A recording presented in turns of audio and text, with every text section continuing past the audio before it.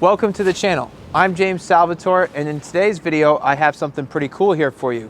This is a Porsche 718 Boxster GTS, and in today's video, I'm going to be sharing some facts you need to know about the vehicle, and then I'm going to go take it out for a drive and share my thoughts on it with you. But before we get into the video, be sure to smash the like button for the YouTube algorithm because it really helps us small creators out, and be sure to subscribe and turn on the bell notification so you don't miss out on my future content. On the channel, I typically do new car reviews, new car comparisons, classics, exotics. So if that's your thing, be sure to stick around. And with that said, cue the cinematics. You don't know, you don't know.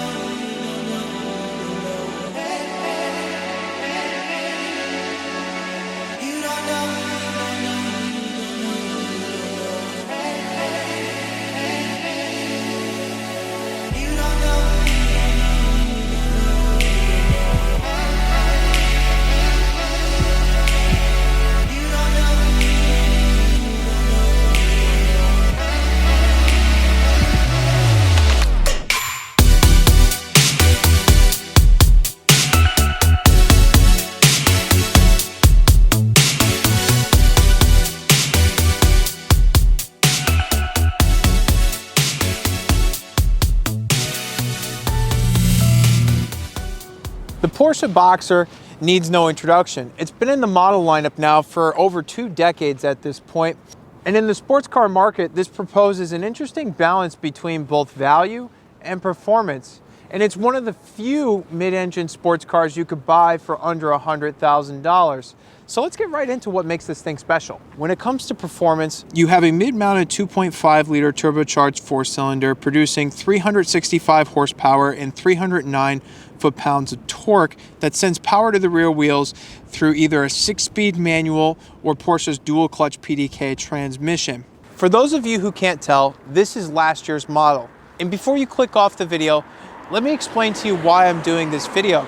I'm doing this video because for 2020, Porsche has reintroduced the flat six back into the Cayman and the Boxster. And I figured since Porsche of Fairfield had this manager special left over, that I would do a video and drive it so that before I drive the new one, I can make an accurate comparison between, what was lost with having the 4-cylinder and what has been added back to the new model for you when I get the chance to drive them. But for today's video, I'm going to focus on my initial driving impressions. Getting into this car, right away, what strikes you is how agile this car is. Seeing how light this car is and the fact that it's a mid-engine sports car, it's a very different feel from your average front-engine sports car. It's so direct and it's so responsive. Every little input you have into the steering in this car is directly translated to the road. There is no disconnect whatsoever. I feel like this car just wraps around me right away. In terms of input response, like your clutch and your brake pedal in this car, I would say they're definitely on point. The clutch in this car just has just the right amount of weight where it's not annoying, but it's not too light where it's just it just engages right away. There's a nice threshold for you to have there to, feel it out. And in terms of brake response, I like that. It gives you just the right amount of modulation so that, when you're mid-corner and whatnot, you're not biting down too hard on the brakes. And in terms of, the transmission in this car, we have the manual, like I said earlier. Honestly, this really makes the experience for me. Mid-engine sports car with the manual transmission and with something this direct, it feels special right away. All right, let's get a little acceleration in.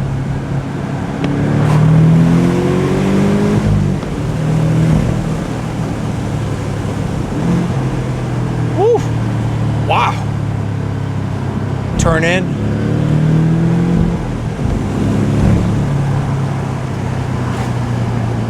In this 4-cylinder engine, even though in my opinion it doesn't sound the best, I'm not really the biggest fan of the way 4-cylinders sound in general. It is responsive for what it is. I mean, it has nice, the power builds nicely throughout the rev range. It's not like 3,000 RPMs comes around and then it's like boom, and then the boost hits. No, it's very progressive, I noticed. The power comes in around 2,000 RPM and up.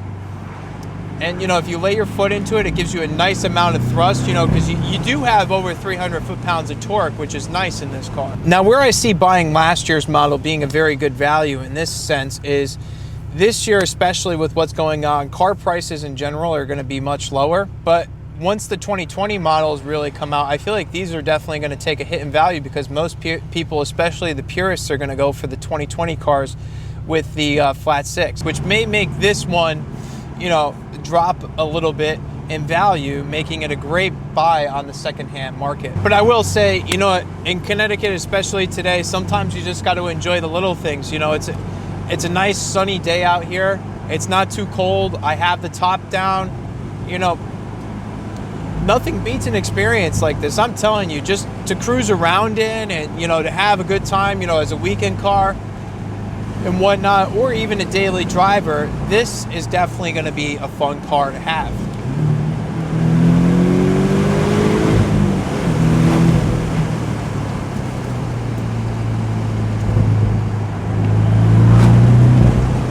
It's just, this car is so direct. You know, you pitch it into a corner, there is absolutely no body roll. And there is a lot of grip, especially with these Michelin Pilot 4Ss. This thing is glued to the road. In terms of being a daily driver, could you daily drive this? I would say yes, because this car is actually a lot more practical than you think.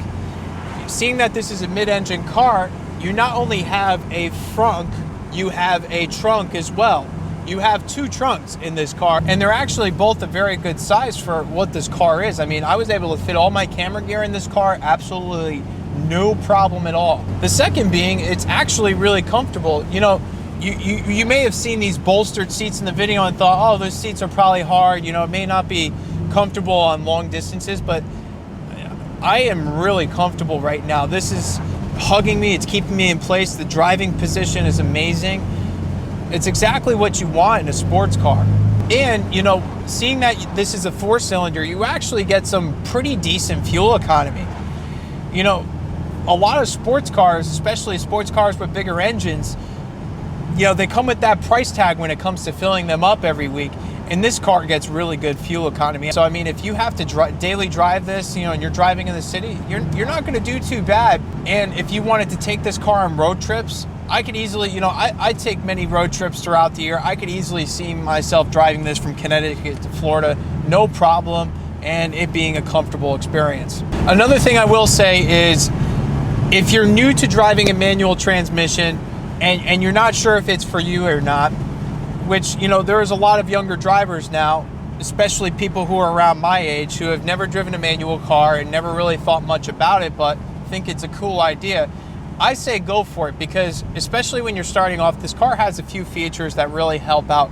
First off, when you downshift in this car, in certain modes you could choose to disable it, but you have auto rev matching, which automatically blips the throttle. Take a listen.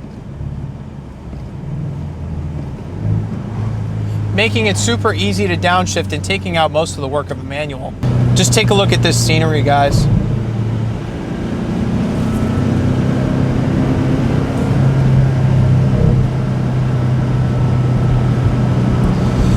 It also has hill start assist control, which really helps you when you're taking away from a stop sign, because it could be, you know, nerve-wracking, especially for people who aren't used to a manual, to start on a steep hill, especially when you have cars behind you. This car will hold its place until you kind of get going, which is nice. But we're on a back road, nice windy back road. I'm gonna stop talking for a second and let you guys just enjoy this with me.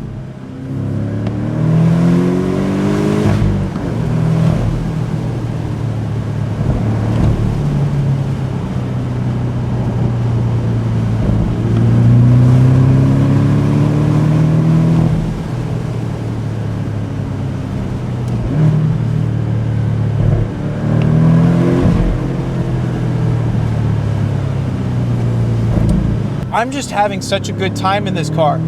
It's the right amount of power to enjoy on a back road, and it's in a car that handles just so good. I mean, look, you pitch this thing into a turn, you give it a little gas, I mean, it is just glued.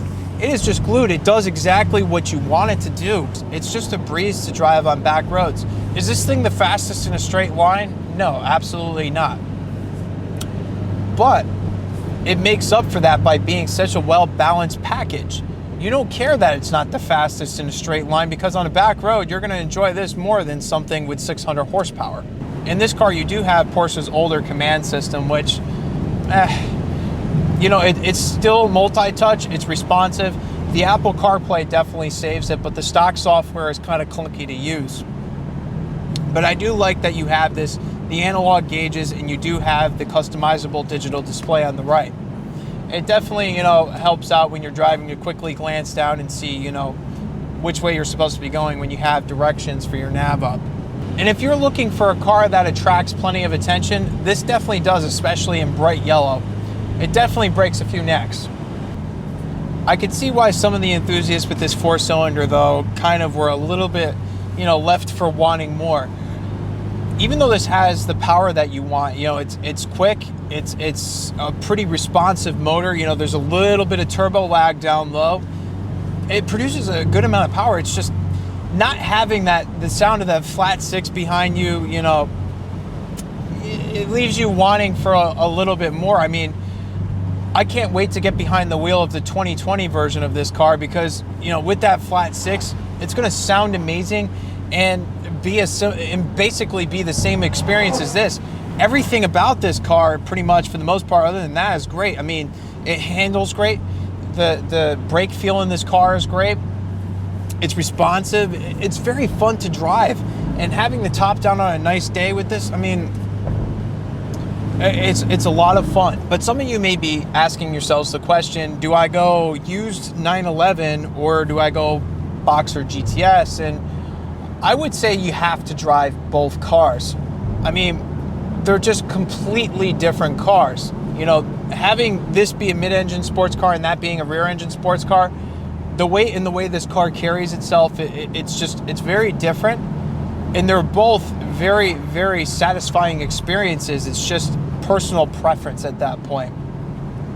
I'll say that this car feels a little bit more nimble, a little bit more playful, where a 911's kind of serious and down to business kind of thing. If you were going to track either a 911 or this, I would say you'd have a fun time in either. Maybe you might even have a little bit more fun in this. You know, it's not a straight line performance car in my opinion, but you know, if you're going to a really curvy, small track, you know, that's the kind of track that's in your area, you will have a lot of fun in this car.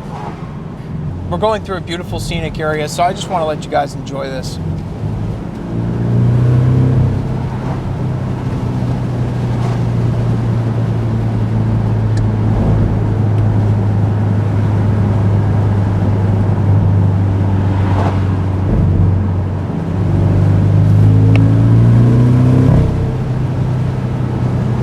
Let's get a little acceleration in here. Downshift to second. Let it build.